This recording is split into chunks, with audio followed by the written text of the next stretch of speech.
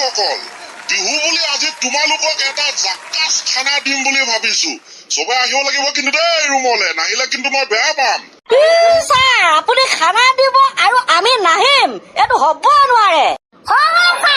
আপোনাৰ খানা জিন্দাবাদ আমি খানা খোৱাত এক্সপাৰ্ট এড্ৰেছটো ভালকে কৈ দিব 2 মিনিটত আপোনাৰ ঘৰত উপস্থিত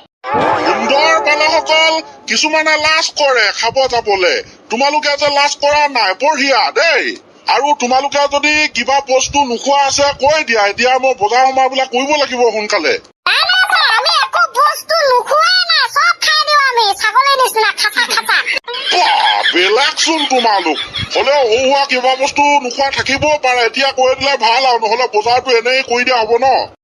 ছাৰ আমি কলো তো আমি নোখোৱা বস্তুৱে নাই তথাপি এবাৰ ভালকে ভাবি চোৱা যদি পুতুককে সেয়া বস্তুটো নোখোৱা তেনেহলে মই এনে বজাৰ কৰা যাব নহয় ঘৰততো আকৌ কোনো নাই মই ৰুমতহে থাকো নোখোৱাৰ ভিতৰত ছাৰ এইকেইটা বস্তু নেখাব পাৰো ধৰক পাণৰ ভিতৰত লো ঘিলাৰ ভিতৰত গু উৰি যোৱা বস্তুবিলাকৰ ভিতৰত উৰা জাহাজ পানীত থকা বস্তুবিলাকৰ ভিতৰত পানী নাও ঘৰত থকা বস্তু বিচনা চকী পালেং কাপোৰ আলনা টেবুল সেইবিলাকো আমি নেখাওঁ ছাৰ আৰু নোখোৱা বস্তু লিষ্টখন দিব নালাগে মই বুজি পাই গৈছো ঠিক আছে সেইটো বাৰু থৈছো আহা এতিয়া আমি মাছ মাংসৰ লিষ্টখনলৈ যাওঁ মাছ মাংস কিটো বেছি খাই ভাল পোৱা কৈ দিয়া মই তাকে বজাৰ কৰিম এইটো কিন্তু ছাৰ আপুনি মজা জেগাত আহিছে দেই মাছ মাংস মেইন খানা বুলি ক'লে ছাৰ ছাগলীটো হলে ভাল হয় মানে ছাৰ ছাগলীটো হলে মানে ভাল হয় কাৰণ বিহু বুলি এইকেইদিন গাহৰিটো খাই খোৱা হৈছে ন আচ্ছা ছাগলী মাংসটো 600 টকা কেজি আচ্ছা বালকসকল তোমালোকে গম পোৱা ছাগলীটো বেয়া দাম 600 কেজি লয় তো আমি সেইটো যদি খাবলৈ যাওঁ তেন্তে কিবা এটা শাক চব্জি আমি মাইনাছ কৰিব লাগিব কম্প্ৰমাইজ কৰিব লাগিব তাকে বোলো আজিকালি যিহে বস্তুৰ দাম ঠিক আছে ছাগলীটো আমি খাই দিম কিন্তু দালিটো মাইনাছ কৰি দিওঁ নি বাৰু দাইলটো সেইটো মাইনাছ কৰিলেও মিলি যাব ৰবা মই লিখি লৈছো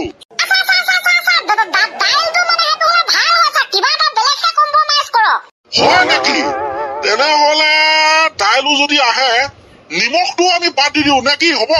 নিমখটো নহলেচোন ছাৰ কিবা পনীয়া পনীয়া হব শাক চব্জি খিনি খাবলে ভাল হব জানো হয়তো নিমখটো নহলে একো খাই শ্ৰদ্ধাই নালাগিব নিমখটো যদি আমি এৰিব নোৱাৰো তেন্তে জলকীয়াটোকে বাদ দি দিওঁ সেইটোৱে ঠিক হব ন ৰবা মই লিখি লৈছো ছাগলী দালি নিমখ জলকীয়াটো বাদ দিছো জলকীয়াটো ছাৰ নিমখৰ ইপিঠিয়ে নিমখ যেনেকে নহলে পনীয়া পনীয়া হয় জলকীয়া নহলেও দেখোন পনীয়া পনীয়া হব কিবাখনে হৈ যোগাচোন ইটো এৰিব নোৱাৰো সিটো এৰিব নোৱাৰো কিবা এটাতো এৰিবই লাগিব ন যিটো বস্তুৰ দাম হালধিকে তেনেহলে বাদ দিও হালধিটো এৰিব পাৰি কিন্তু হালধি দিলে দেখোন বগা বগা হব কি খাব সেইখিনি শাক এনে যদি তোমালোকে কোৱা কি কম্প্ৰমাইজ কৰো আজি খানাটোত এটাতো বস্তু কম্প্ৰমাইজ কৰিব লাগিব যদি তোমালোকে ছাগলী খোৱা কম্প্ৰমাইজ ছাৰ নহলে দালিটোকে এৰি দিয়ক মাংসটোকে গ্ৰেভি চিষ্টেম বনাই দিব জোলৰো কাম হব মাংসৰো কাম হব কম্প্ৰমাইজ কৰাও হব দালিও দাম সেইটো কমিব মাংস দাম মিলি যাব চব বালক তুমি ঠিক কৈছা মই সেইটোৱে বুজাব বিচাৰিছিলো অথনিৰ পৰা সেইটোকে কৰি দিয়া যাওক পুৰা গ্ৰেভি বনাই দিম তেতিয়া সাপো নমৰিব লাঠিও নেভাঙিব নে কি আমিনো কি চাম মাটি কলে মাটি পানী কলে পানী বোলো দালিখন থাকিলে ভাল হয় নহলে চলি যাব গ্ৰেভি বনালে কলে সানি সানি খাই দিম হৈ যাব ছাৰ ফিক্স অকে ৰাইজৰ সিদ্ধান্তই চূড়ান্ত সিদ্ধান্ত মই লিষ্টখন বনাই লৈছো ছাগলী মাংস 100 টকা কিয় কম হৈছে নেকি 100 টকা ছাগলী মাংস লৈ আনিম 4 জনে খাই দিম ডকচি তাকেতো ছাৰ এইপিনে দেখোন 600 টকা ছাগলী মাংসৰ দাম কেজিত আপুনি 100 টকা আনিম কৈছে 100 টকা দেখোন 1 পোৱাও নাপাব 4 জনে কেনেকে খাম বাৰু দুপিছো নপৰিব নাই দে কত দুপিছো নপৰে অলপ সৰুকে কাটি দিম 4 পিচকে উলিয়াম কেইজন আছো 4 জন 4 3 গুণ 12 পিচ উলিয়াম মই কম্প্ৰমাইজ কৰি দিছো দিয়া মই নাখাওঁ তোমালোকক দি দিম 5 পিচকে পাবা হ'ব খানাটো কিবা কম্প্ৰমাইজৰ খানাহে হ'বলৈ গৈ আছেচোন আৰে বালক তোমালোকে বুজি পোৱা নাই এইখন অসম হয় ইয়াত তুমি জীয়াই থাকিবলৈ হলে সমাজত চলিবলৈ হলে কম্প্ৰমাইজ কৰিবই লাগিব without compromise anything is impossible এনে যদি ছাগলী বাদ দিয়ক চয়াবিনটোকে আনি দিয়ক আগতে হাড় নাইকিয়া মাংস বুলি আমাক খুৱাইছিলে ঠগিছিলে সেইটোকে ডকচি খাম হয়তো সেইটোৱে ভাল হ'ব তেনে যদি মই লিখি দিওঁ লাগিলে মাংস 100 টকা আনক তেওঁ এইটো হাড় নাইকিয়া মাংসটো নানিব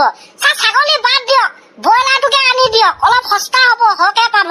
এইটো বেয়া নহয় বাৰু ঠিক আছে ফাইনেল নিমখ জলকীয়া হালধি এতিয়া দালিটো বাদ দিয়া ব্ৰইলাৰটোকে গ্ৰেভি বনাই দিম ভাত থাকিব নেমু যিহে দাম এটুকুৰা ঘৰত পৰি আছে তাকে সৰুকে 4 পিচ কৰি দিম হৈ যাব ফাইনেল খানাটো ক্লাছ শেষ হওক আমি গুচি যাম ন এহে মজা চাই বোলে ছাৰৰ ঘৰত খানা খাবলৈ যাম ভাতৰ লগত ব্ৰইলাৰ গ্ৰেভি ডকচি খাম হৈ যাব পালক ইমান ফূৰ্তি নহয় এতিয়া দেই আজি ক্লাছটো এনেকে আধা খতমে আধা মানে শেষে হলগে যি কি নহওক এইখন সঁচা অসম হয় ইয়াত কম্প্ৰমাইজ কৰিবই লাগিব